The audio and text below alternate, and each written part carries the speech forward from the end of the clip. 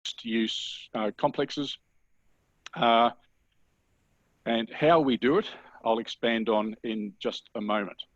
Before I do that, since this is my first presentation, a little bit about me. For those of you I haven't yet had the pleasure of meeting, and yes, banana bender. Born, bred, and prawn fed.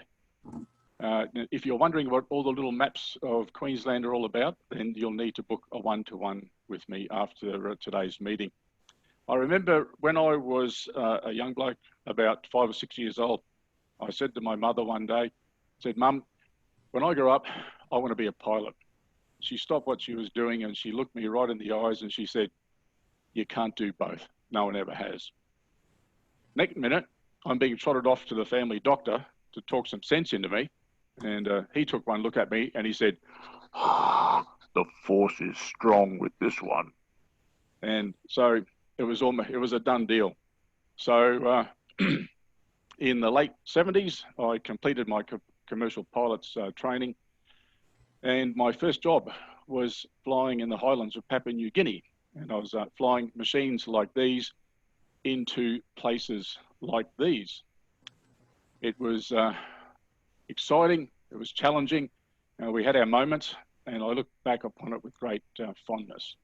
If we fast forward now 40 plus years, and in recent times, I've been flying this gorgeous creature around the Qantas network, although haven't been doing too much flying lately. What really grinds my gears about the COVID emergency is that it brought a stop to the flying just as I was starting to get good at it. But anyway, that gives me more time now to concentrate on matters of owners corporation management. My family, Donna there in the middle, who is the brains, the beauty, the energy behind Inner East Strata Management. And she is at once an unstoppable force and an immovable object. I'll be in trouble for saying that. Our three daughters, I'm proud to say, all learned to drive a manual, and they're now living in various parts of the world and they're doing great things with their lives. So, on to OC management.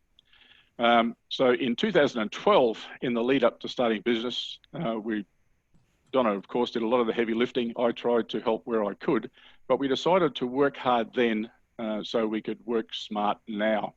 And so every time we identified a task, we'd come up with a standard operating procedure to apply to it. And then at the end, tack on a checklist to make sure that we didn't miss anything.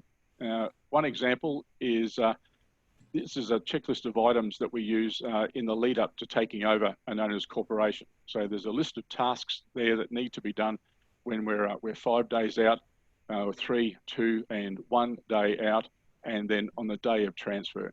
And by the time we put our signature there on the bottom, we know that nothing has fallen through the cracks and we're ready to go live with that property. Another thing we did was that we looked at this standard Strata Community Australia, or Association, sorry, contract. And we looked at this and we thought, well, it's an ungainly, not terribly eye-friendly document. It has all the information there, but it's not terribly well presented. So what we did was that we took each of those items and we grouped them under common headings and we numbered the system.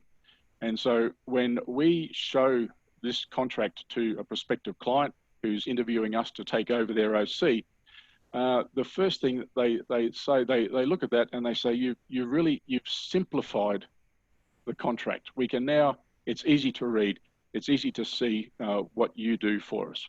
And you know, we started off doing these things to make life easy for ourselves, but as it turns out, we solved someone's problem or issues without really knowing about it. The other thing we did was when we invoice clients for work done. Now, this is a copy of a tax invoice from an owner's corporation that we took over recently. And you can see that, de-identified, of course, you can see here that people have been billed for simply additional services. Now, I don't know about you, but I like to know where my money's going. And that really doesn't add any information at all to where their money is going. So what we do when we send an invoice to somebody for work done, it's itemized like this. And you can see those item numbers there that you may, pardon me, you may have noticed in an earlier slide. And in our management platform, we know what each item number is and what the narrative is attached to it. So when we enter the number 1.06, 5.01, etc., it comes up with that narrative and it migrates directly to the invoice. So when people open it, they can see exactly what we're paying for. Again, when we're being interviewed by prospective clients, we show them this and they say, finally, we can see where our money is going. So onto the matter of managing an apartment complex. So a good OC manager is pretty much invisible. We work behind the scenes so that when owners are enjoying their property, they have nice clean pathways, the pools are nice, gym if they have it, tennis courts are all in good condition, and the elevators work. Now, picture, if you will, a swan sitting on a mill pond, seemingly gliding effortlessly across the top of the water. Beneath the waterline is your OC manager, and we're that guy's little web feet, and we're going at maximum RPM to make sure that everything above the waterline or at the OC happens the way it should. If I can go back just briefly to this slide here, if resort style living is for you, then you better have deep pockets because it costs a lot of money to maintain pools, gyms, tennis courts, etc. If it was me, I'd be buying into an apartment complex that doesn't have these features, and then I'd be taking out a membership at the local recreation club. Of course, if you live in a high-rise, there's not much you can do about elevators, but you should know that the scheduled maintenance cost for an elevator is $5,000 per year per elevator. So what is owners corporation management? Well, you can see here that every state in Australia has its own take on what the industry should be called. We all do the same job, but how very Australian is it that every state has its own idea on something? Like, can you imagine what kind of creek we'd be up right now if we needed our states to work together on something more important? Where was I? Yes, owners corp. What is owners corporation management? Well, clearly, we're the only really productive sector of the real estate industry. I'm sorry, I didn't mean Mal Bainey, I'm sorry. No, look, what we do is we manage your common property areas to keep people safe.